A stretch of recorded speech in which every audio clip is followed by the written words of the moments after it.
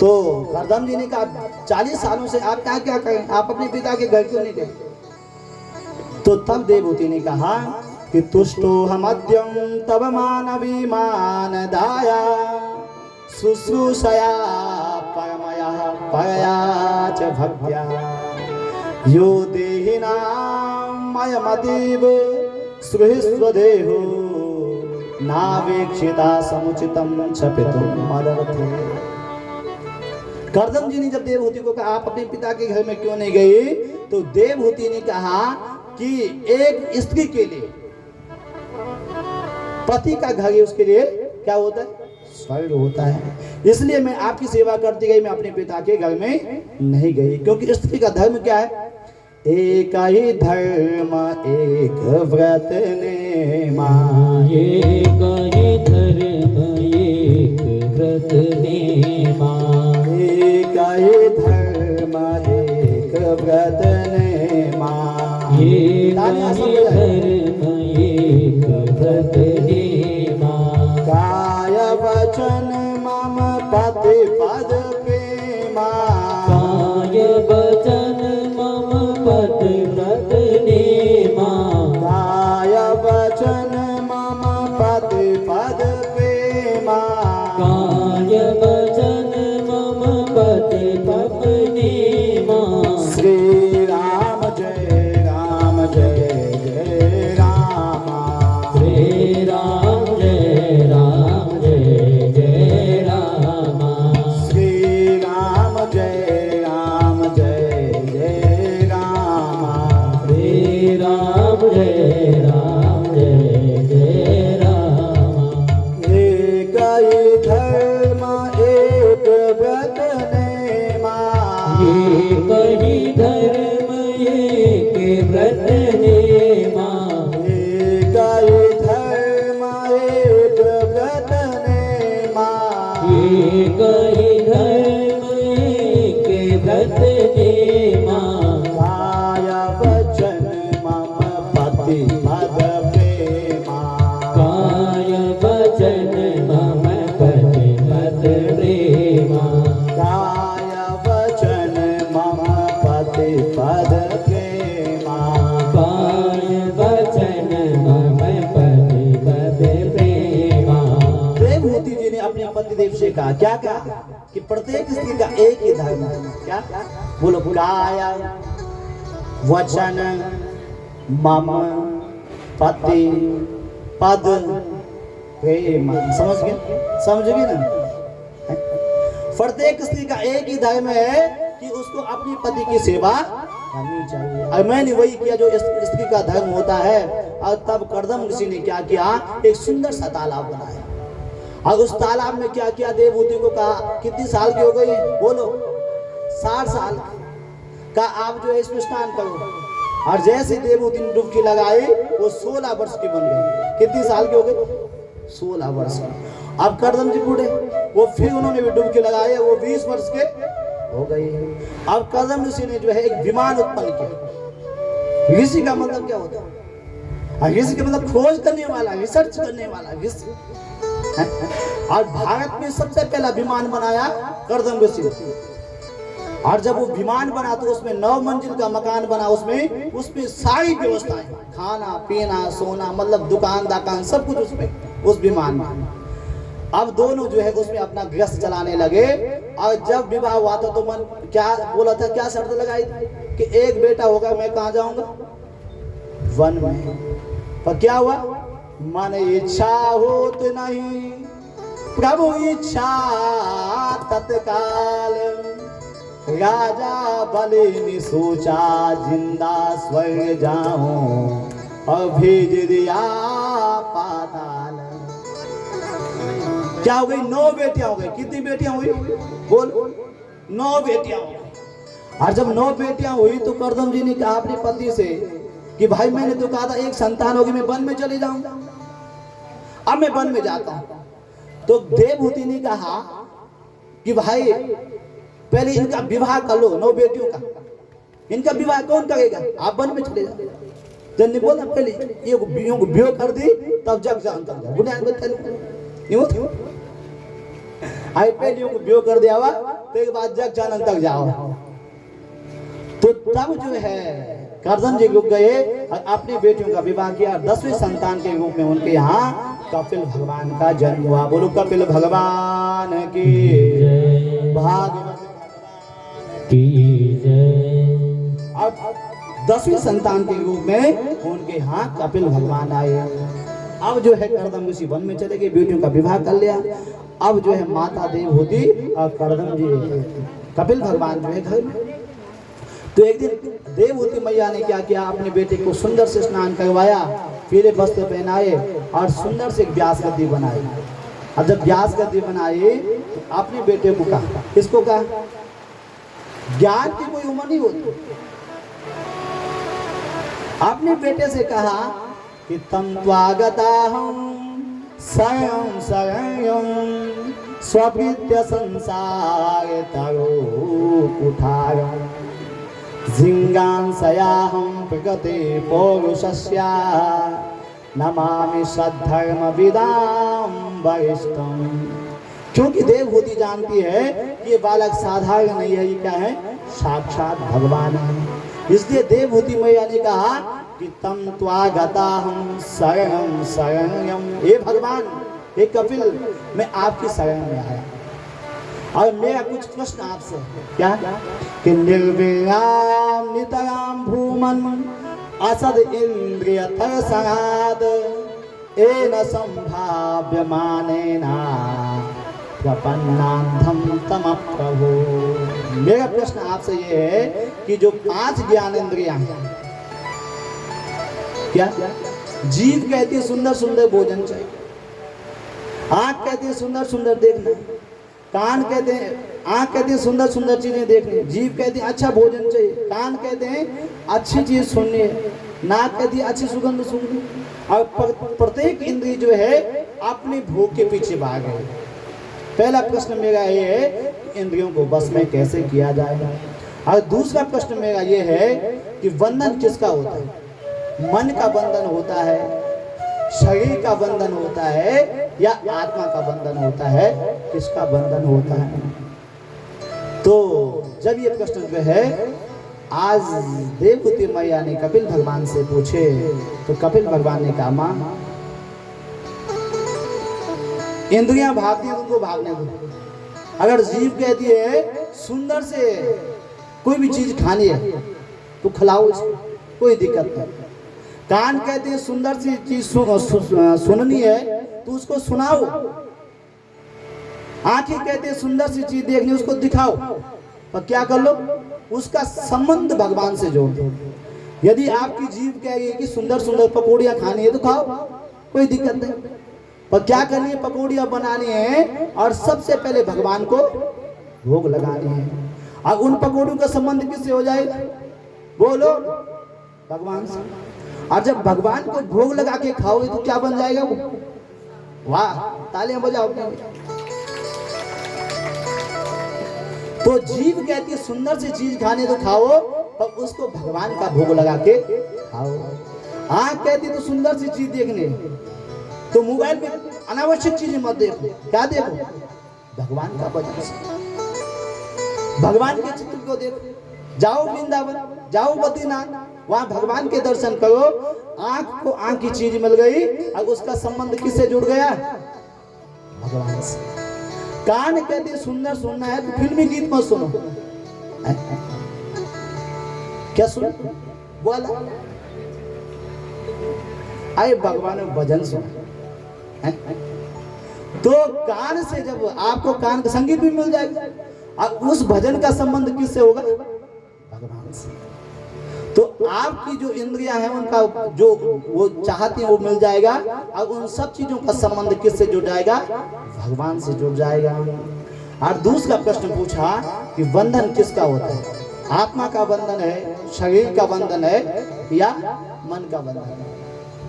हमारी बहन जी बोले ऐसे मन का, तालियां बजाओ बहन जी, किसका बंधन है, आप तो बहुत ज्ञान।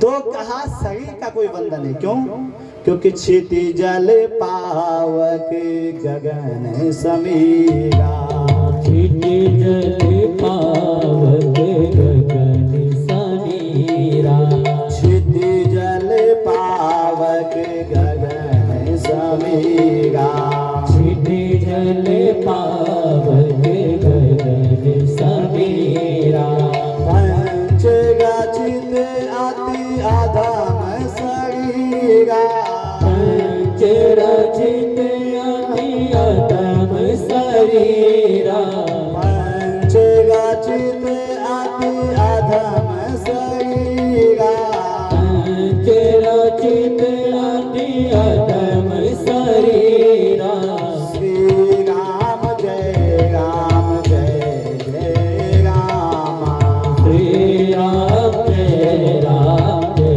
जय राम श्री राम जय राम जय जय राम श्री राम जय राम जय जय राम क्षिति जल पावक गगन समीरा छिटे जल पावक गगन समीरा क्षिति जल पावक गगन समीरा छिटे जल पावक गगन समीरा आत्मा का कभी ना जन्म होता है और न आत्मा की मृत्यु होती है। बंधन किसका है? मन मन वाह मन एवा मनुष्यां कायं बंध मोक्षया म्यूर्च कैसे मन वन म्यूर्च म्यूर्च म्यूर्च अब फटवे ना का बंध सब क्या जी मन बोल रहा है मेरा है मेरा है मेरा है आंखें बंद हुई और सब इसलिए संसार में रहो पर मन को किसमें लगाओ बद्ध्वा तु विषया सत्वं मुक्त्वा निर्विषही मना बद्ध्वा तु अगर आपने मन को बस में मन को संसार में लगा दिया मेरा है मेरा है मेरा है तो बंधे हुए और छोड़ दिया किस पर भगवान पर जो कुछ है धन मन धन सब कुछ है तेरा स्वामी सब कुछ है तेरा तेरा तुझको अर्पण क्या लागे मेरा ओम जय जगदीश हरे। तो मन को मां किस में लगाओ भगवान में लगाओ वाह अब मंदिर में जाओ क्या करना है संचिंतये तद भगवते चरणारविंदम व्रजांकुशाध्वज सरोरुहलाक्षनाट्यम तो तुंग रक्त विलसन नख चक्रवाला ज्योत्स्ना विराहत महत धृति अंधकार मंदिर में जाना है भगवान के दर्शन कैसे करना बोल कन कन भगवान का दर्शन गैन मंदिर हे भगवान हे भगवान हे भगवान क्या बोल आंखा बंद अलग हे भगवान हे भगवान अरे जग आंखा खूनी न तक अकेली बंद अब बगल में वही लड़े हे बाबा देखियो क्या क्यों होता है तो जब हम मंदिर में जाते हैं तो क्या करना है भगवान के दर्शन कैसे करने हैं संचिंता एतद भगवान चरणारविंदम सबसे पहले भगवान के चरणारविंदम किसके दर्शन करने चरणारविंदम फिर भगवान के घुटनों का दर्शन फिर भगवान के पेट का दर्शन फिर भगवान के वक्षस्थल का दर्शन और फिर भगवान के कैसे मुख का दर्शन करना किसका दर्शन मुख का दर्शन करना तो जब मंदिर में जाते तो आंखें बंद नहीं करनी क्या करना है बोलो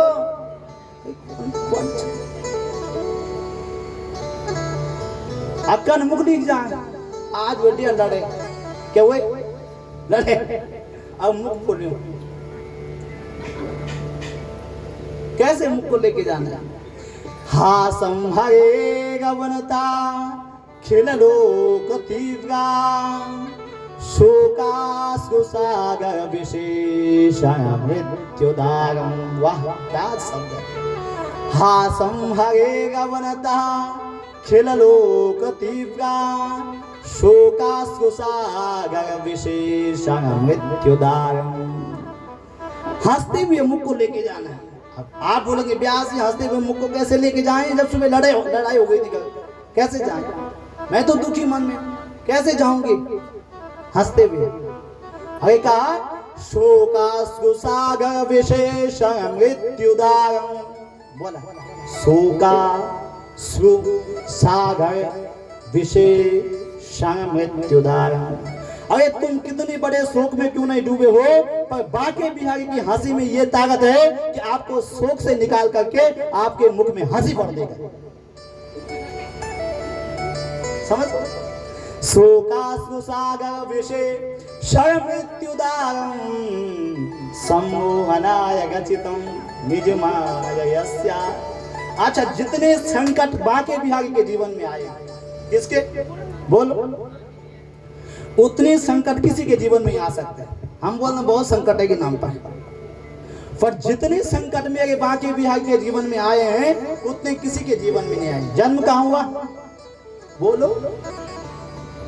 जेल में, जहां कोई जाना नहीं चाहता वहां जन्म। और रात को मूसलाधार बारिश हो रही थी और रातों रात जो है मथुरा में जन्म हुआ। कहां पहुंचे? गोकुल। 7 दिन के थे, माने कौन आई? पूतना। 6 महीने के थे, माने कौन आया? त्रियावर्त। साल भर के थे, 6 महीने के थे, माने आया सक्टासुर। साल भर के हुए माने आया त्रियावर्त। और प्रत्येक दिन कन्हैया का जो है कोई ना कोई संकट आया, पर तुम कभी मंदिर जाना, तुम भगवान मुख फूल में देख जी बोला, अरे बोला देख जी भगवान का मुख कैसे? हासं हरे गवनता खिललोक तीव्रा शोकाश्रु सागर विशेषण मृत्युदारम। भगवान पर कितने संकट आए, पर मेरे बाके बिहारी का मुख आपने कभी जो है मुरझाया हुआ नहीं देखा। देखा किसी ने बोलो? तो इसलिए माँ क्या करना है? भगवान का चिंतन करना है, परमात्मा का चिंतन करना है। का चिंतन कैसे करना? एक सेठ जी थे। अब वो सेठ जी बहुत कंजूस थे। अब कंजूस थे तो पैसा बहुत था उनके पास। तो गांव वालों ने कहा कि भाई सेठ जी बहुत पैसा आपके पास है, कहाँ ले जाओगे? कुछ दान कर लो। क्या कर लो? इधर देखो आप, क्या कर लो? दान कर लो। अब सेठ जी को सब कहते गए कि दान कर लो, दान कर लो, पर सेठ जी क्या थे? बहुत कंजूस थे। सेठ जी ने कहा दुनिया वाले तो कहते गए थे, परंतु जब लोग ज्यादा ही पीछे पड़ गए तो एक दिन सेठ जी ने क्या किया? अपना खजाना खोला और वहां से एक चांदी का सिक्का निकाला। अब बोला यार जब दुनिया वाले पीछे पड़ गए हैं तो मैं आज कुछ दान करके आता हूँ। अब सेठ जी ने सिक्का निकाला, कंजूस तो बड़े थे। अब वो चले गए धर्मपुर शिव मंदिर में, हनुमान जी के मंदिर में। किसके मंदिर में गए? हनुमान जी के। क्या करना था? दान करने। आज मंगलवार था तो मंगलवार को दान करने चले गए। अब वहां लगी थी भीड़, तो वहां से वो पहुंच गए घंटा का, वहां के हनुमान जी के मंदिर में गए, वहां भी भीड़ लगी थी और सीधा बालाजी धाम चले गए। अब बालाजी धाम में गए तो वहां भी लाइन लगी थी। अब सेठ जी ने सोचा यार आज तो मंगलवार, हनुमान जी के बड़े भगत हैं, तो अब यही खड़ा हो जाता हूँ, कहाँ जाऊंगा? और लाइन पे खड़े हो गए। अब महीना कौन सा था बोलो? ये महीना कौन सा है? जून का महीना। जून का महीना था। अब सेठ जी ने जो है वो चांदी का सिक्का ऐसे दबा दिया। कैसे? बड़े कंजूस थे ना, नहीं देना चाहते थे, पर लोग पीछे पड़ गए। और सेठ जी जो है लाइन पर खड़े हो गए और लाइन लगी हुई है। सेठ जी 20 बार जो हाथ खोलते 20 बार देखते, कैसे दूं? जीवन भर तो मैंने अपनी तिजोरी में संभाल के रखा, आज कैसे दान कर दूं? अब जो है मुट्ठी बंद कर दी। जून का था महीना और मुट्ठी में क्या आ गया? पसीना। अब जैसे ही हनुमान जी के आगे सेठ जी पहुंचे तो सेठ जी ने वो चांदी का सिक्का ऐसा चढ़ाना चाहा, पर वो क्या हो गया? चिपक गया पसीने में। अब वो छूटे ना। तो सेठ जी ने कहा भाई सिक्के से कहा कि ना तू मुझे छोड़ना चाहता है ना मैं, बोलो मुझे छोड़ना चाहता। और सेठ जी ने जेब में रखा, सीधे कहाँ निकल गए, कहाँ आ गए। आप कंजूस बड़े थे तो एक दिन बुढ़ापा आ गया, तो एक महात्मा जी के पास गए। महात्मा जी से कहा, महात्मा जी कोई पूजा पाठ बताओ, पर ऐसी पूजा बताना, ऐसा पाठ बताना कि जिसमें 5 लाख खर्च हो। ऐसा मत बताना, भागवत कराओगे तो खर्च होगा।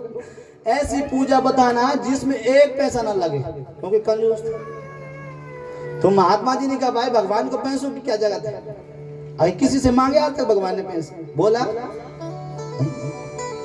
क्या भगवान को पैसों की क्या आवश्यकता है? कहा जो मैं कहूंगा वो करोगे। कहा एक काम मत बताना, खर्च वाली चीज मत बताना, बाकी सब बता दो, मैं सब करने के लिए तैयार हूं। कंजूस। तो कहा आप एक काम करना, आप कहा था काल उठना, क्या करना, कहा था 4 बजे उठना और अपनी पलंग में बैठना, जाना कहीं नहीं। क्या करना, अपनी पलंग में बैठना और सोचना मैं हरिद्वार चले गए। क्या करना है, सोचना, जाना मत, जाने में तो पैसे लगेंगे, केवल सोचना। कहाँ गया, हरिद्वार गया। हरिद्वार जाके मैंने पानी का नहाया, वहां से पानी भर दिया, गंगा जल भर दिया, और गंगा जल भर दिया, और उस गंगा जल को मैं फिर घर लेके आया, और फिर मैंने, हमारे यहाँ बाकी भी आगे हैं, मैंने उनको स्नान कर दिया, लगा दिया। जाना कहीं नहीं, बोलो, करना कुछ नहीं, केवल क्या करना है, सोचना है कि मैं सुबह उठा, हरिद्वार गया, वहां से नहाया, गंगा जल भरा, घर आया, मैंने बाकी बिहारी को नहलाया और भगवान से कहा, उत्तिष्ठा तिष्ठ गोविंदा, उत्तिष्ठा गरुड़ध्वज, उत्तिष्ठा कमलाकांता, त्रिलोक्यम मंगलम करो। और सेठ जी फिर नहलाना, फिर वस्त्र पहनाना, फिर टीका लगाना, फिर भोग लगाना, और ये सोचना है तुम्हें, समझ गए ना? करना कुछ नहीं, कपड़े लाएगा तो पैसे लगेंगे, चंदन लाएगा तो पैसे लगेंगे, भोग लाएगा पैसे लगेंगे, क्या करना है, केवल सोचना है। तो सेठ जी बड़े खुश, भाई बहुत बढ़िया बात, पैसा एक नहीं लगेगा, सोचना ही थे। अब सेठ जी दूसरे दिन उठे, सुबह 4 बजे उठ गए, पलंग में बैठे और सोचा मैं हरिद्वार चले गया। गया कहीं नहीं, पलंग में बैठा है और सोचा मैं हरिद्वार चले गया। मैंने स्नान कर लिया, वहां से मैं गंगा जल लेके आया, फिर मैंने कन्हैया को नहलाया, फिर मैंने उनको कपड़े पहनाए, फिर मैंने चंदन लगाया, फिर मैंने भोग लगाया। अब कितना टाइम लगा सोचते, बोल 1 मिनट। कितना टाइम लगा, 1 मिनट।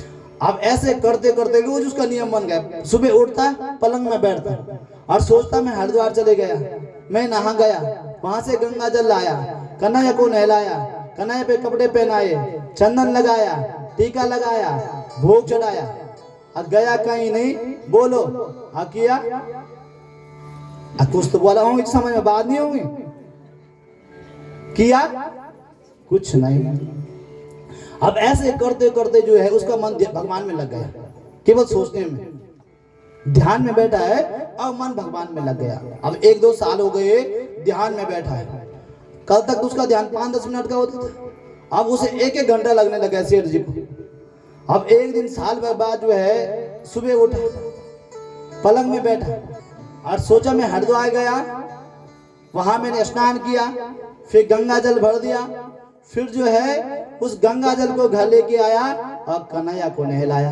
गया कहीं नहीं, किया कुछ नहीं।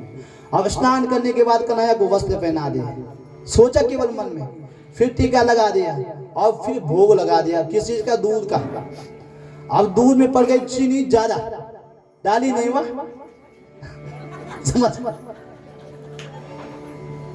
केवल सोचा, अब चीनी ज्यादा पड़ गई। अब सेठ जी थे कंजूस, कहा चीनी ज्यादा पड़ गई, सोचने में पड़ी हुआ, कहा चीनी ज्यादा पड़ गई, तो कहा इस चीनी से 3-4 दिन का काम और चल सकता था, तो पड़ गई तो पड़ जाने देता, सोचा ही था डाली तो चीनी, परंतु उसने सोचा इस चीनी से 3-4 दिन का काम चल जाएगा, अभी चीनी घुली नहीं होगी। और उस सेठ जी ने ऐसे आंखें बंद ऐसे हाथ डालने लगा चीनी में, गिलास के अंदर, अब कन्हैया ने तुरंत हाथ पकड़ दिया। आगे कहा सेठ जी चीनी ज्यादा पड़ गई तो सोचने में तो पड़ी, तुम्हारा पैसा लगा क्या, तो कन्हैया ने जब हाथ पकड़ दिया तो सेठ जी ने कहा कि कन्हैया आप तो जो है इतनी जल्दी खुश हो जाते, ज्यादा मीठा खाने से तो मैं तो पहले दिन ज्यादा मीठा डाल देता। तो कहने का मतलब है भगवान काल्पनिक नहीं होता। भगवान क्या है? सत्यम परम धीमहि। सब जगह परमात्मा बैठा है, सब जगह ईश्वर बैठा है। माँ देवहूति से बोले कपिल भगवान आप उस परमात्मा का चिंतन करना। और जब ऐसा कहा तो और जो है कहा कि अहिंसा सत्यमस्ते हम यवदर्था परिग्रह ब्रह्मचर्य तपस्शौच स्वाध्याय पुरुषार्चनम। और दूसरा मन को बस में करने के लिए यम नियम आसन प्राणायाम प्रत्याहार ध्यान धारणा समाधि, ठीक है, अष्टांग योग के विषय में बता दिया। और उसके बाद का माँ जो भगवान का भजन नहीं करता है, फिर जन्म होता है, फिर क्या होती है? जन्म के बाद क्या होता है? आया है सो बोला, आया है सो जाएगा राजा रंग फकीर। अरे जो संसार में जिसका जन्म है वो फिर चले जाता है। अब भजन भगवान का भजन नहीं करता है तो फिर बार बार उसका जन्म होता है, माँ के पेट में जाता है। तो यहाँ देवहूति मैया ने कहा जब माँ के पेट में बच्चा जाता होगा तो वहां तो कोई दुख नहीं है ना, वहां तो उसको शांति मिली होगी, वहां उसको प्रसन्नता होगी। तो तब कपिल भगवान ने कहा माँ गायवे वासे समय दुखम न भूतो न भविष्यति। जितना माँ के पेट में जीव को कष्ट होता है, हम माँ के पेट में, आप भी सभी तो 9-10 मास तक जो है माँ के पेट में कितना कष्ट होता है। न भूतो बोलो, न भूतो न भविष्य, न भविष्य में होगा न भूतकाल में होगा। जैसे आप सोचो, साधारण ढंग से समझाऊं मैं आपको। आप कमरे के अंदर है, घर के अंदर है, और कमरे को किसी ने बाहर से बंद कर दिया, समझ? यदि आपने बंद कर दिया अंदर से, चटकनी मार दी, तो आप शांति से बैठे। और यदि आपको ये पता लगा कि बाहर से बंद हो गया तो आप जो है क्या होगा? सांस रोकने लग जाएगा।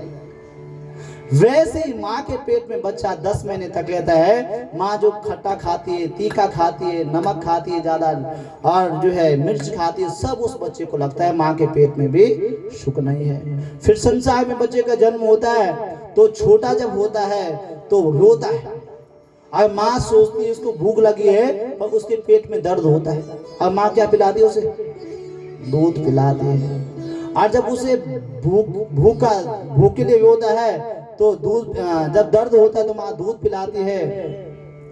और जब वास्तव में दर्द ऐसे उसको जो है कई मच्छर काटते हैं, कई चीजें काटती हैं, और वो बोल नहीं पाता है, फिर वहां में सुख नहीं है। तो जीवन उसका ऐसे निकल जाता है, पुनरपि जननम पुनरपि मरणम, बार बार जन्म लेता है, बार बार उसकी मृत्यु होती है। इसलिए माँ भगवान का चिंतन करना, परमात्मा का चिंतन करना, और भगवान से मिलने की 3 धाराएं हैं।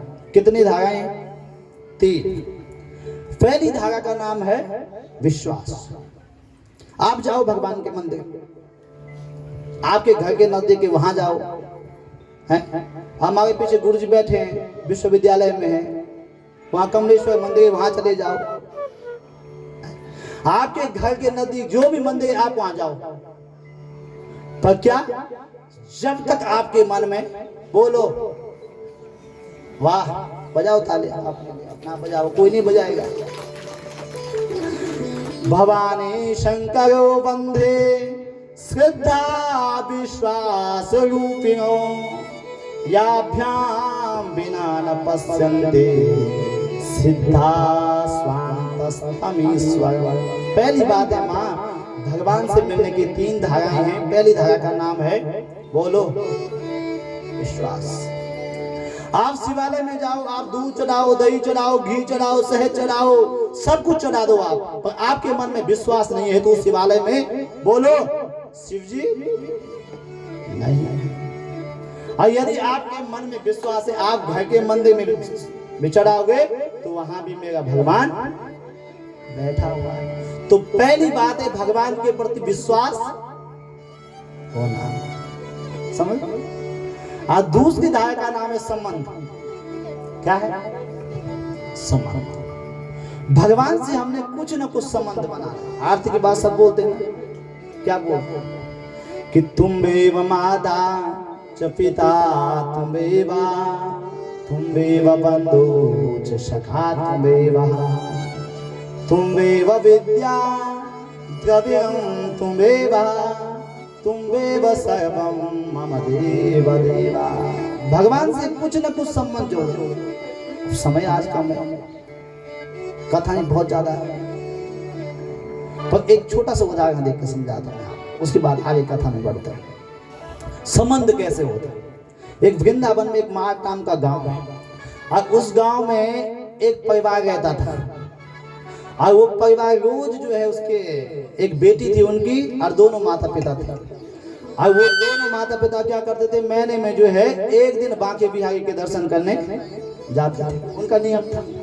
अब रोज जब जाते थे तो उस बेटी ने कहा पिताजी से, पिताजी माँ जी मुझे भी बांके बिहारी के दर्शन करने। अब वहां पे वृंदावन में भीड़ बहुत होती, तो माता पिता ने कहा बेटी तुम अभी छोटी हो, जब बड़ी हो जाओगे तब हम तुम्हें दर्शन करने के लिए ले जाएंगे। उसके मन में जो है, माता पिता भगवान की भक्ति करते, उसके मन में कन्हैया बैठ गए। उसने कहा रोज कहती कि मुझे वृंदावन दर्शन करने के लिए ले चलो, पर माता पिता ने रोज टालते जाते उसको। और कितनी साल की हो गई, 16 वर्ष की हो गई। अब 16 वर्ष की हो गई तो पहले शादियां जल्दी हो जाती है। अब उसके माता पिता ने उसका विवाह पक्का कर लिया। कहाँ? संयोग से उसका विवाह वृंदावन में पक्का हो गया। आज जब वृंदावन में पक्का हो गया तो उसने कहा अब तो जो है भगवान बांके बिहारी के दर्शन हो ही जाएंगे। और जब बांके बिहारी के दर्शन हो जाएंगे, वृंदावन जाओगे शादी होके तो बांके बिहारी के दर्शन करोगे। वहां उसका जब विवाह हो गया तो 5 दिन हो गए, 6 दिन हो गए, 7 दिन हो गए। अब नहीं बहू एकदम से जा नहीं सकते, बिना सास ससुर की अनुमति नहीं जा सकते। तो 5-7 दिन हो गए व्यतीत, वो बांके बिहारी के दर्शन नहीं कर पाए। और फिर वो 5-7 दिन बाद अपने मायके चले गए, दोनों पति पत्नी, फिर भी दर्शन नहीं हुए। अब मायके से जब वापस आ गए थे तो सायंकाल का यही समय था। और उसके पति ने कहा, वह यमुना किनारे जैसे पहुंचे, उसके पति ने कहा मैं थोड़ा पूजा कर लेता हूँ, तुम तब तक बैठो, ठीक है। संध्या का समय हो गया, 2 काल की संध्या होती, सुबह और शाम। तो कहा मैं थोड़ा संध्या कर लेता हूँ, तुम तब तक बैठो। और वो बैठ गए। वो मन में सोचने लगी कि भगवान बचपन से आपको याद करती हूँ, आपको मानती हूँ, आपको अपना इष्ट देव मानती हूँ, पर आज तक आपने दर्शन नहीं दिए। क्या सोच गई बोलो? आज तक आपने दर्शन नहीं दिए। और फिर अपने मन से सोचती है कि हे भगवान मेरे आपसे कोई संबंध, बात क्या चल रही बोलो, मेरे आपसे कोई संबंध नहीं है तो आप मुझे दर्शन क्यों दोगे? क्या बोला उसने मन में? मेरे आपसे कोई संबंध नहीं है तो आप मुझे दर्शन क्यों दो?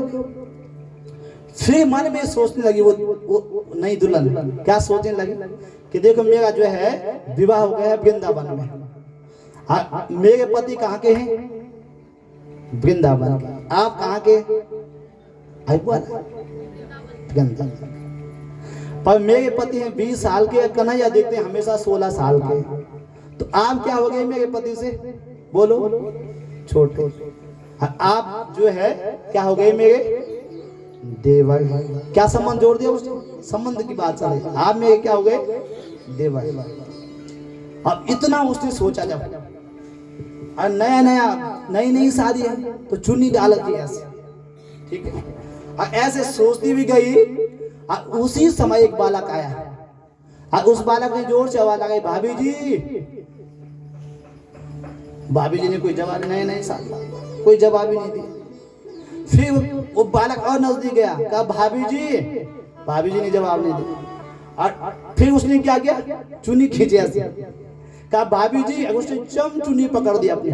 कहा यार कौन ऐसा बिगड़ा हुआ है, मेरी चुन्नी खींचे। और जैसे उसने चुन्नी ऐसे उठाया वो निकल गया। और जब वो निकल गया और उसका पति संध्या करके वापस आया तो उसने अपने पति से कहा कि आपके वृंदावन के लोग कितने बिगड़े हुए हैं। कहा क्या हुआ? और एक लड़का आया, उसने क्या किया, मुझे भाभी जी का। तो उसके पति ने कहा यदि मुझसे छोटा होगा तो भाभी तो कहेगा, नाते में भाभी होगी तो भाभी का होगा। और कहा भाभी का तो कोई बात है। तो उसने क्या किया मेरी बोलो? चुन्नी और जब उसने ये चुन्नी खींची तो उसके पति पे क्या आ गया, गुस्सा आ गया। और उसने कहा, आदमी ने देखा उसको, कहा हल्का सा देखा मैंने, तो कहा जब दिखाई देगा ना तो मुझे बताना, तब मैं उसका अपना क्या करूंगा वो आप जानना। और दोनों घर चले गए। घर जाने के बाद तब एक दिन मंदिर में गए बांके बिहारी के दर्शन करने के लिए। एक लाइन में माताएं लगी, बहनें लगी हैं, एक लाइन में भाई लोग लगे हैं। पर उसने चुन्नी जो है ओढ़ी हुई थी उस दुल्हन ने, तो उसके पति ने कहा भगवान के मंदिर में चुन्नी ओढ़ने की जगह नहीं है, ऊपर कर लो, दर्शन तभी तो होंगे। अब भगवान बांके बिहारी के मंदिर में क्या होता है, पल्ला पर्दा लगता है, खुलता है। अब दोनों लाइन पे लगे हैं और जैसे ही पर्दा खुला तो उसने अपने पति को जोर से आवाज लगाई, पति देव अरे यही है वो लड़का। कौन है, बोल, यही है वो। और उसके पति ने उसके पांव में जो है अपना माथा झुकाया, कहा मेरा जीवन यहाँ व्यतीत हो गया, मुझे दर्शन नहीं हुए, पर तुझे आज जो है दर्शन हो गए। तो परमात्मा से कुछ ना कुछ जो है संबंध बनाओ। और तीसरी बात है समर्पण कि अब सौंप दिया इस जीवन का सब भाग तुम्हारे हाथों में, है जीत तुम्हारे हाथों में और हार तुम्हारे हाथों में। इस जीवन की सारी बातों किसमें छोड़ दो, बोलो भगवान। और इतना कह के 30 स्कंद ने विराम लिया। और बंधुओं 30 स्कंद की कथा यहाँ पर विराम नहीं। भागवत में कितने स्कंद है, बोल 12 स्कंद कल बताया था मैंने। और भगवान का जन्म होता है 10वें स्कंद में, और अभी 3 स्कंद की कथा हुई। अब बीच में कितने, 4 5 6 7 8 9 और 10वें में हो गए जन्म, 7 का लो टोटल मिला के। और टाइम कितना हो गया, 6। कन्हैया का जन्म कितने बजे हुआ था, आज 12 बजे।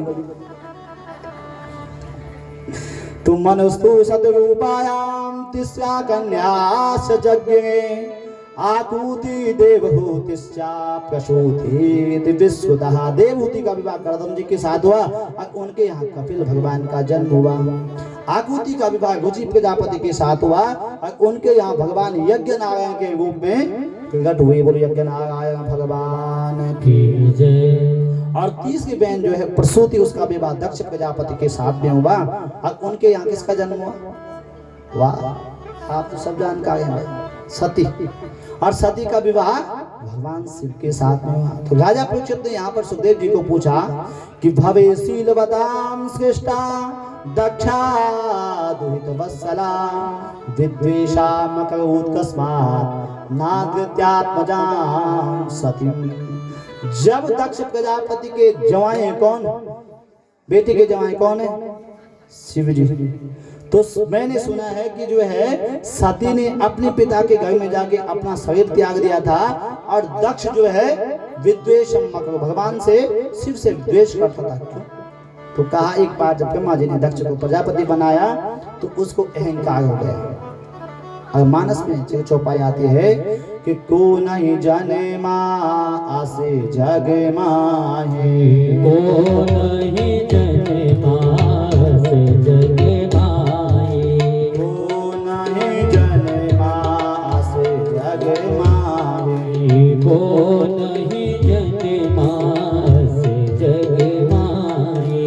प्रभुता पाई जाए मद नाहे, प्रभुता पाई जाए मद नाहे, प्रभुता पाई जाए मद नाहे, प्रभुता पाई जाए मद नाहे।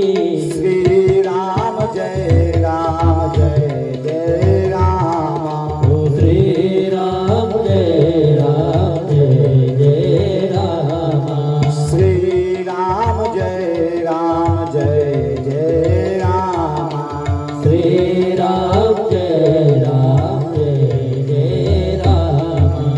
को नहीं जन्मा अस जग माहे, को नहीं जन्मास जग माहे, को नहीं जन्मा अस जग माहे, को नहीं जन्मास जग माहे।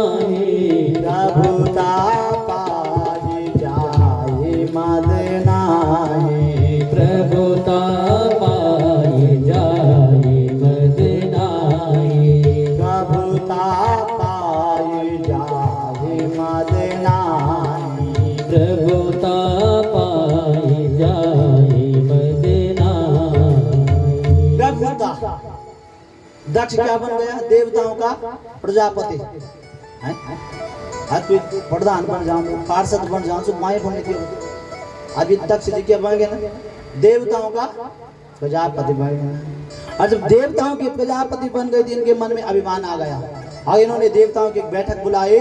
उसमें सारे देवता आए और भगवान शिव सबसे पीछे बैठे हुए थे और ये सबसे लास्ट में आया। सब देवता खड़े हो गए और भगवान शिव को ध्यान में बैठ गए थे। उनको पता ही नहीं आ रहा दक्ष कब आया। और इसने चारों तरफ नजर घुमाई और देखा शिव जी नहीं उठे हैं, तो शिव जी को अनाप शनाप कहने लगा। और जब शिव जी को अनाप शनाप कहने लगा कि शमशान में वास करने वाला है, चिता की भस्म लगाने वाला, गालियां देने लगा, तो शिव जी ने क्या किया? बोला गाल दी नहीं वापस। क्या कर? इसने गालियां भगवान शिव को दी, पर भगवान शिव ने एक जवाब नहीं दिया। आपको कोई गाली देगा तो आपने भी गाली दी तो बात क्या हो गई? और जब आपको कोई गाली देगा आप दोगे नहीं तो क्या होगा? उसकी गाली कहाँ जाएंगे? वापस उसी के यहाँ। ठीक ठीक। तो शिव जी ने जो है कुछ नहीं कहा, पर इसने शिव जी को अनाप शनाप का। शिव जी जो है उस सभा से उठे, वापस चले गए और शिव जी ने अपनी पत्नी को ये बात नहीं बताया। आजकल आज जमे वाला तय कहीं जे एकदम बोला आगे ते 52 में तीन बोली, पर शिव जी ने कुछ नहीं कहा। और जब शिव जी ने कुछ नहीं कहा तो इसने क्या किया? इसने कहा सब देवताओं से आज के बाद कोई यज्ञ नहीं करेगा, और यज्ञ करेगा तो उसमें शिव जी का भाग नहीं होगा। अब सब यज्ञ बंद हो गए। पर इसने क्या किया? फिर एक यज्ञ किया। कहाँ पे किया? हाँ, ताली बजाओ हमारी बहन जी के लिए, हरिद्वार में। प्रजापतिस्ते स्वसुरस्य सांप्रतं निर्यापितो यज्ञ महोत्सवाखिला वयं च तत्ता विश्राम वामते यदार्थिता में विबुध गजंती। हरिद्वार में एक यज्ञ किया, उसमें सारे देवताओं को निमंत्रण भेजा, पर शिव जी और सती को निमंत्रण नहीं दिया। और देवता जब यज्ञ में आने लगे तो सब कहां से आए? सारी देवियां कैलाश से। देवता भी जिदे आए, मन की वे देवता भी सब सती तक दिखे छनोगा कि हम कब छन जाएंगे? आपके पिता के यज्ञ हो गया है, हम उस यज्ञ में शामिल हो लेके जा रहे हैं। तो सती ने कहा हमें क्यों नहीं बुलाया? परंतु सती ने सोचा हो सकता है बड़े आयोजन में जो है, जब बड़ा आयोजन होता है तो कई लोग विस्मृति हो जाती, कई लोग बोलना भूल जाते हैं, काल देना भूल जाते हैं। तो सती ने आज भगवान शिव के पास गए, शिव से कहा कि मेरे पिता के यहाँ यज्ञ है, हम चले। तो सती ने जब ये कहा तो शिव जी ने कहा कोई निमंत्रण आए? तो सती ने कहा शिव जी से कि 3 जगह, कहा? मंदिर में, गुरुजनों के घर, अब कथा में निमंत्रण नहीं भी आएगा तो जा सकते। तो तब वही बात आज भगवान शिव ने बताई कि आपके पिता मुझसे द्वेष करते हैं, इसलिए उन्होंने आपको भी निमंत्रण नहीं दिया। वो लड़ाई वाली आज बात बताई। अब परंतु सती नहीं माने, सती ने कहा मैं जाऊंगी। भगवान शिव ने जो है सब अपने गणों के साथ में सती को हरिद्वार भेजा। और हरिद्वार में जब सती मैया आई तो दक्ष ने उसे बोलो बात नहीं की। अब यज्ञ किसके यहाँ होगा था? दक्ष के। और जितने दक्ष ने बुलाए थे किसी ने, बहनों ने भी उसे सती से बात नहीं की। अब कौन मिला उसे? सादर भले ही मिली एक माता, सादर भले मिली एक माता, सादर भले ही मिली एक माता, सादर भले मिली एक माता, भगने मिली बहुत मुस्काता, भगनी मिली बहुत मुस्काता, भगने मिली बहुत मुस्काता, भगनी मिली बहुत मुस्काता। श्री राम जय राम जय जय रामा, श्री राम जय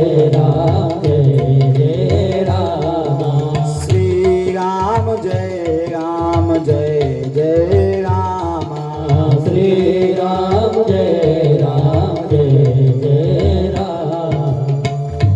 सादर भले ही मिली एक माता, भगने मिले बहुत मुस्काता। सबने उसकी हंसी उड़ाई, किसकी? सती की। भगवान ने क्या किया? बोलो। सादर अपनी बेटी को गले से लगाया, और ओंठों में जिसके कभी बद्दुआ नहीं होती, वो माँ ही होती है जो बच्चों से कभी खपा नहीं होती। कितना झगड़ा हो जाए बच्चों के साथ माँ का, और बच्चा घर से चले गया पलटन बाजार, और माँ को ये तो घाम जो का गए बोल सो बोल नहीं बोलते। तो ओंठों में जिसके कभी बद्दुआ नहीं होती, वो माँ ही होती है जो बच्चों से कभी खफा नहीं होती। कोई नहीं मिला, केवल माँ ने उसको गदे से लगाया। और फिर वहां यज्ञ में गई, और उसने देखा वहां यज्ञ चल रहा था। क्या? ब्रह्मवे नमः स्वाहा, विष्णवे नमः स्वाहा, इंद्राय नमः स्वाहा। पर शिव जी का वहां भाग नहीं था। और जब आज उसने अपनी पति का अपमान अपने पिता के घर में देखा, तो उस मां सती ने क्या किया? अपने शरीर से योग अग्नि को उत्पन्न किया, और वही अग्नि में कुंड में भस्म कर दिया। भवो भवान्या निधनम प्रजापते रसगदाया अवगम्य नारदात। नारद जी जो है इस सूचना को लेकर के भगवान शिव के पास गए कि सती मैया ने जो है यज्ञ कुंड में अपना शरीर भस्म कर दिया है। और आज भगवान शिव ने क्रोध में क्या किया? अपनी जटा निकाली, उखाड़ी, ऐसे धरती पर पटकी, और उससे वीरभद्र उत्पन्न हुआ। बोलो वीरभद्र भगवान। और वीरभद्र से कहा जाओ ये दक्ष के यज्ञ में को तहस नहस कर दो। वीरभद्र भयानक कोप को लेकर के गया, और उसने पूरे यज्ञ को तहस नहस कर दिया, और दक्ष के सिर को काट के यज्ञ कुंड में स्वाहा कर दिया। आज जब यज्ञ कुंड में स्वाहा कर दिया, तो सारे देवता जो है बहुत चिंतित हुए कि यज्ञ की रक्षा कैसी होगी। और सब देवता फिर भगवान शिव के पास गए, और भगवान शिव से क्षमा याचना मांगी। और भगवान शिव ने क्या किया? उस दक्ष के सिर पर किसका सिर लगाया? कोई डॉक्टर तो नहीं बैठा यहाँ पे? बैठे तो हाथ उठा लो, कोई है तो नहीं लोग। इतना बड़ा विज्ञान, इतना बड़ा मेडिकल साइंस कहीं है कि भगवान शिव ने जो है एक बकरे का सिर जो है उस दक्ष के पर लगाया, और यज्ञ के को जो है पूर्णाहुति कराई, और यज्ञ की भगवान ने रक्षा की। सती को भगवान ने अपने कंधे पे रखा। उस उनके शरीर के जहां जहां अंग गिरे वहां वहां सिद्धपीठ बनते गए। बोलो भगवान शंकर की, महादेव भगवान की जय। अब 3 बेटियों की बात हो गई। अब बेटे कितने? 2। प्रियव्रतोत्तानपादो सतरूपा पते शुद्ध है। प्रियव्रत उत्तानपाद नाम के 2 बेटे हैं। और उत्तानपाद का जो है जाये उत्तानपादस्या सुनीति सुरुचिस्तयो सुरुचि प्रिय से पत्नीर्नेतरे तत्सुतो ध्रुवः। उत्तानपाद के 2 विवाह हैं। एक का नाम है, बोलो, और दूसरे के नाम बजाओ बाबा जी के लिए तालियां बजाओ। तो हम सब क्या है? उत्तानपाद है। जब प्रत्येक जीव जो है अपनी माँ के पेट में होता है तो उल्टा रहता है। और प्रत्येक की 2 पत्नियां हैं। क्या? एक है सुनीति, और दूसरी है सुनीति का मतलब है जो शास्त्र की नीति पे चलता है उसे कहते हैं सुनीति, और जो अपनी मन माने के हिसाब से चलता है उसे कहते हैं सोच। और हम क्या करते हैं? शास्त्र की बात को मानते हैं। बोलो, शास्त्र की बात को त्याग करके हम अपने मन के हिसाब से करते हैं। तो उत्तानपाद की 2 पत्नियां हैं, एक का नाम सुनीति है, एक का नाम सुरुचि है। पर सुनीति को त्याग दिया और सुरुचि को अपना लिया। एकदा सुरुचि पुत्रा अंक मारोप्यलालयन। एक दिन वही उत्तानपाद नाम के राजा सुरुचि के पुत्र उत्तम को लेकर अपनी गोद में बैठे हुए थे।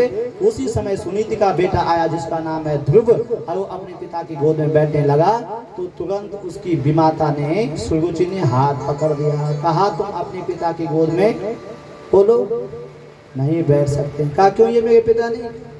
कहा ये आपके पिता तो हैं पर मैं आपकी। बोला माँ नहीं हूँ। और यदि अपने पिता की गोद में बैठना तो क्या करो, तपसाराध्य पुरुषा तस्यैवानुग्रहेण हमें गर्भे तुम साधयात्मानाम यदि क्षसनिपासनम। क्या करो, तपसाराध्य पुरुषा, तपस्या करो। किसकी, भगवान। और जब भगवान प्रकट होंगे तो भगवान से वरदान मांगना, मेरा जन्म किसके पेट से हो, सुरुचि के पेट से हो। अब तब तुम अपने पिता की गोद में बैठ सकते हैं। और जब ऐसा आज सुरुचि ने कहा तो आज ध्रुव जी को बहुत क्रोध आया। छोटा बच्चा था और वह अपनी माँ के पास गया। माँ से कहा माँ क्या मैं अपने पिता की गोद में नहीं बैठ सकता हूँ। कहा क्यों। कहा मेरी माता ने मुझे जो है पिता की गोद में, सुरुचि ने मुझे नहीं बैठने दिया। और माँ मंगलम तात परे सुमस्त भूंगते जनो यत पर दुख दस्ता। और अपनी माँ से कहने लगा वो ध्रुव कि माँ मैं उस माता सुरुचि को देख लूंगा। क्या बोला, अरे बोला देख लूंगा। तो तुरंत तो सुनीति ने उसका हाथ पकड़ दिया कि बेटा ऐसे उंगली मत दिखा, ऐसा कभी नहीं बोलते। बच्चे कुछ गलती करते हैं तो उनको समझाना है, प्रोत्साहन नहीं देना है कि आपने ठीक किया, उसको गाली दे दी, उसका बुरा सोचा। क्या कहा कि माँ मंगलम तात परेशु मस्ता। अगर आपने अपनी माँ के विषय में गलत कैसे सोचा, वो भी आपकी माँ ही। उन्होंने ठीक तो कहा कि वन में जाओ, भगवान का भजन करो, जिस परमात्मा को का चिंतन बड़े बड़े योगी करते हैं उसका चिंतन करो। तो ध्रुव जी ने कहा माँ वो भगवान कहाँ रहता है। तो कहा, माँ ने कहा हरि व्यापक सर्वत्र समाना, हरि व्यापक सर्वत्र समाना, हरि व्यापक सर्वत्र समाना, हरि व्यापक सर्वत्र समाना। प्रेम ते प्रकट होए मैं जाना, प्रेम ते प्रकट होई मैं जाना।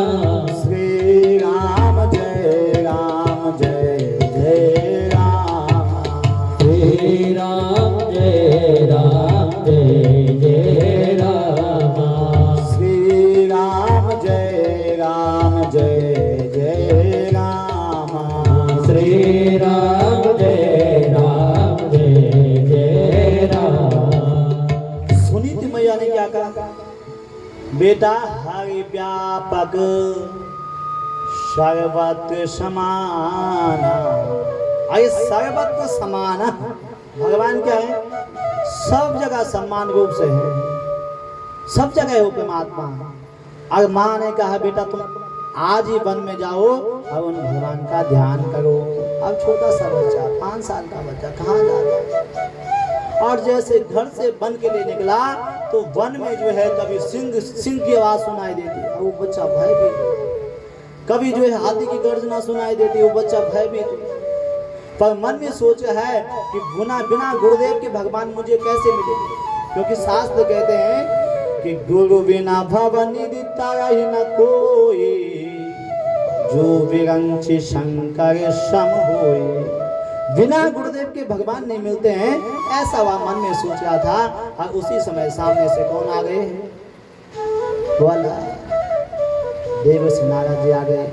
और देवर्षि नारद जी आए तो देवर्षि नारद जी ने आते जब आए तो सबसे पहले ध्रुव जी ने उनके चरणों में प्रणाम किया। और नारद जी ने कहा भाई भक्त तो पक्का संस्कारवान। कहा भाई आपका परिचय क्या है, कौन हो आप। कहा मैं उत्तानपाद का बेटा हूँ, ध्रुव मेरा नाम है। कहा कहाँ जा रहे हो, कहा वन में। कहा क्यों जा रहे हो, कहा भगवान को प्राप्त करने के लिए। कहा भगवान वन में नहीं मिलते, वन में क्या मिलेगा, सिंह मिलेगा, हाथी मिलेंगे, बड़े बड़े जानवर मिलेंगे, भगवान तो ना मिलता। तो उसने कहा, मेरी माँ ने क्या कहा है, हरि व्यापक सर्वत समाना। तो नारद जी ने कहा, भाई अपने मन में सोचने लगे, विश्वास का पक्का। फिर कहा कि बेटा तुम भोजन कितनी बार करते थे घर में? कहा जितनी बार मेरी माँ खिलाती थी मैं उतनी बार करता था। तो कहा वन में माँ बैठी, छेंची बैठी, नहीं बैठी। तो तब ध्रुव जी ने कहा, जब दांत नहीं, बोलो जब दांत नहीं तब दूध दियो, अब दांत दे कुछ और भी देगा। अच्छा, जब बच्चे का जन्म होता है तो माँ के स्तन में दूध कहाँ से आता है? कौन देता उस दूध को? बोलो भगवान। तो जब दांत नहीं थे तब उस भगवान ने मेरे को दूध दिया, अब दांत दिए कुछ और भी व्यवस्था करेगा। और नारद जी ने कहा, भाई भगत पक्का है। उसको एक मंत्र दे दिया। कौन सा मंत्र दिया? वाह, ओम नमो भगवते वासुदेवाय, ओम नमो भगवते वासुदेवाय, ओम नमो भगवते वासुदेवाय, ओम नमो भगवते वासुदेवाय। क्या मंत्र दे दिया? कहा बेटा इस मंत्र को जपना। और ध्रुव जी सीधे जो है, तथा तथा ता गच्छवद्गं ते यमनायास्तटं शुचिं पूर्णम मधुवनम यत्ता सानिध्यम नित्यदाम महिम। सीधे मधुवन में गए और वहां भगवान का भजन करने लगे, माला जपने लगे। कौन सी? बोलो, ओम नमो भगवते वासुदेवाय, ओम नमो भगवते वासुदेवाय, ओम नमो भगवते वासुदेव का जप करने लगे। त्रिगातांते कफीदा बदगासनम। 3 दिन तक कुछ नहीं खाते। कितने दिन तक? 3 दिन तक। और तीसरे दिन शाम को क्या खाते? कफीता वदगासनम।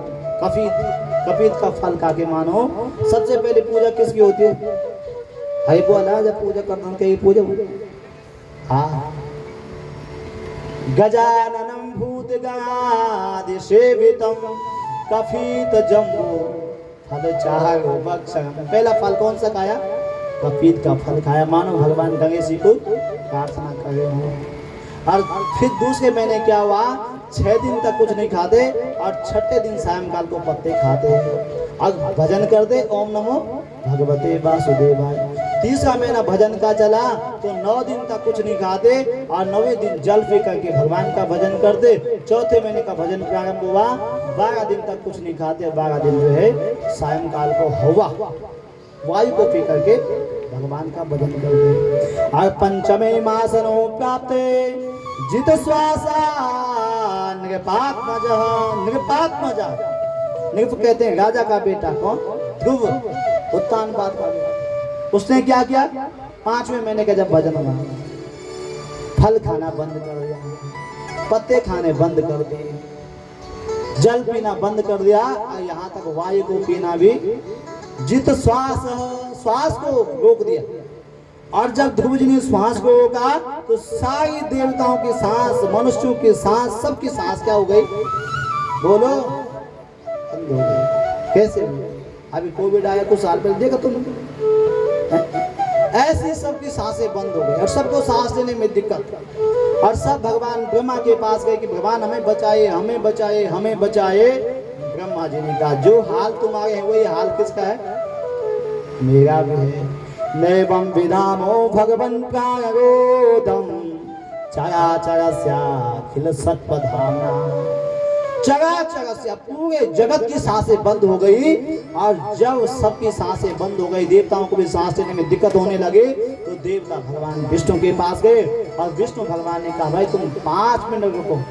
एक मेरा भक्त बैठा है मधुवन में, अब उसने सांस बंद कर दिए हैं, इसलिए सबकी सांसें बंद हो गई हैं। और मैं उसके दर्शन, बोलो अभी बोलो, मैं उसके दर्शन करने जाता हूँ। लोग भगवान के दर्शन करने जाते हैं, तो भगवान के लिए मैं उस भक्त के दर्शन करने जाता हूँ। और भगवान तुरंत गरुड़ पर बैठे और सीधे मधुवन में पहुंचे। और जो